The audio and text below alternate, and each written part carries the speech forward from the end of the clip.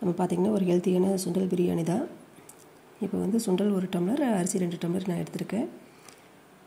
இப்போ இதுக்கு பார்த்திங்கன்னா மல்லி புதினா 1 கைப்பிடி, பச்சை மிளகாய் 2, வெங்காயம் 1 பெரிய வெங்காயம், அப்புறம் தக்காளி, இஞ்சி, பூண்டு இதெல்லாம் நம்ம வந்து அரைச்சிக்கலாம். பெரிய வெங்காயம் பச்சை மிளகாய் அரைக்க தேவையில்லை, மற்ற பொருட்கள்லாம் அரைச்சிக்கலாம். இப்போ நான் வந்து 2 டம்ளர் அரிசிக்கு வந்து நான் வந்து 1 கைப்பிடி மல்லி புதினா, ஒரு 5-6 பல் பூண்டு, 2 தக்காளி, ஒரு பெரிய சைஸ் இஞ்சி இதெல்லாம் சின்ன சின்னதாக கட் பண்ணி நான் நல்லா அரைச்சிக்கிட்டேன். நீங்கள் இப்படி அரைச்சி செய்கிறப்ப வந்து எல்லோரும் எதுவுமே வேஸ்ட் பண்ணாமல் விரும்பி சாப்பிட்டுக்குவாங்க. இப்போ வெங்காயத்தை வந்து நம்ம வந்து நீளவாக்கில் கட் பண்ணி கொஞ்சம் எண்ணெய் நெய் விட்டு நம்ம அதில் நல்லா வதக்கிக்கலாம். நல்லா வெங்காயம் வதங்கினதுக்கப்புறம் நம்ம வந்து அரைச்சி வச்சுருக்கிற அந்த பேஸ்ட்டு வந்து நம்ம இதில் சேர்த்துக்கலாம். நம்ம வந்து பார்த்திங்கன்னா மசாலாலாம் எல்லாமே அரைச்சி தான் பொடியாக சேர்க்க போகிறோம்.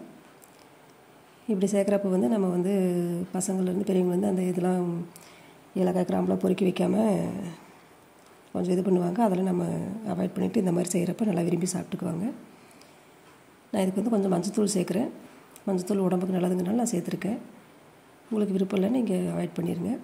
காரத்துக்கு வந்து மிளகாத்தூள் வந்து ஒரு 2 டீஸ்பூனு, ஏன்னா பச்சை மிளகாய் 2 சேர்த்துருக்கோம். இஞ்சி பூண்டு இதில் கொஞ்சம் காரம் ஃப்ளேவர் இருக்கும். மல்லித்தூள் வந்து ஒரு 1/2 ஸ்பூன் சேர்த்துக்கலாம். கரம் மசாலா ஒரு 1/2 ஸ்பூன் நம்ம சேர்த்துக்கலாம். இதில் வந்து எல்லாமே நம்ம வந்து வீட்டில் அரைச்ச பொடிகள். இதெல்லாம் கரம் மசாலா வீட்டில் அரைச்சது. இதெல்லாம் அதனுடைய ரெசிபியில் லிங்க் கொடுத்துருக்கேன். நீங்கள் எப்படி நம்ம வீட்டிலே அரைச்சிக்கலாங்கிறத பார்த்துக்குங்க. இப்போ தேவையான அளவு நம்ம உப்பு சேர்த்துக்கலாம்.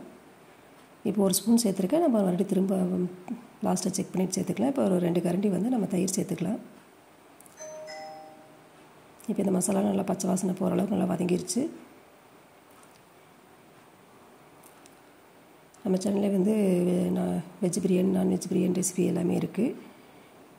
இப்போ நான் இந்த டம்ளரில் தான் நான் அளவு எடுத்திருக்கேன். 1 டம்ளர் சுண்டலும் 2 டம்ளர் அரிசியும். சுண்டல் வந்து ஒரு 4-5 மணி நேரம் ஊற வச்சுக்கலாம். நீங்கள் வெள்ளை சுண்டல், கருப்பு சுண்டல் எது வேணாலும் எடுத்துக்கலாம். இப்போ சுண்டல் வந்து இதில் சேர்த்து நல்லா ஒரு டைம் வதக்கி விட்டுட்டு அதுக்கப்புறம் நம்ம தண்ணி அளந்து சேர்த்துக்கலாம். நான் கொஞ்சமாக அந்த மிக்ஸி சாரை கழுவிட்டு கொஞ்சோண்டு சேர்த்துட்டு நான் வந்து மீதி வந்து 1 டம்ளர் அரிசிக்கு வந்து 2 டம்ளர் தண்ணி நான் சேர்க்குறேன். சுண்டலுக்கு நம்மளுக்கு அவ்வளோக்கா அரிசி தண்ணி தேவைப்படாது. ஏன்னா நல்லா உருண்டதுனால நம்மளுக்கு வந்து தண்ணியாக பெருசாக தேவைப்படாது. நீங்கள் சேர்க்குற அரிசிக்கு தகுந்த மாதிரி நீங்கள் வந்து தண்ணி சேர்த்துக்குங்க. நம்ம வந்து சாப்பாட்டு அரிசி எது வேணாலும் நம்ம சேர்த்துக்கலாம்.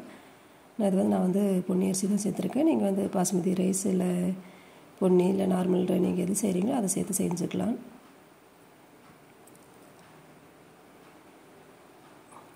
இப்போ தண்ணி நல்லா கொதித்து வந்ததுக்கப்புறம் நம்ம வந்து அரிசியை நம்ம தண்ணி வடிச்சிட்டு நம்ம இதில் சேர்த்துக்கலாம்.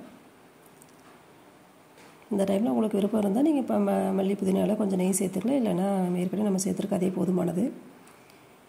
நல்லா ஒரு 2-3 விசில் விட்டுட்டு நம்ம வந்து அடுப்பு ஆஃப் பண்ணிக்கலாம். அப்போ பாருங்கள் நம்மளுக்கு சூப்பராக ரெடியாகி வந்துருச்சு. சாதம் நல்லா உதிரி உதிரி நல்லா வந்திருக்கு. லைட்டாக அப்படியே மிக்ஸ் பண்ணி விட்டுட்டு நம்ம வந்து கூட தயிர் பச்சடி இல்லை ஏதாவது ஒரு காய்க்கு ஏதாவது வச்சு நம்ம ஈஸியாக சாப்பிட்டுக்கலாம். நல்லா டேஸ்ட்டாக இருக்கும். நான் கொஞ்சம் மஞ்சத்தூள் சேர்த்துருக்கேன். பார்த்தா கொஞ்சம் மஞ்சள் கலராக இருக்குது. மஞ்சத்தூள் உடம்புக்கு நல்லது மழை காலத்தில், அதனால் நான் சேர்த்துருக்கேன். தேங்க்யூ.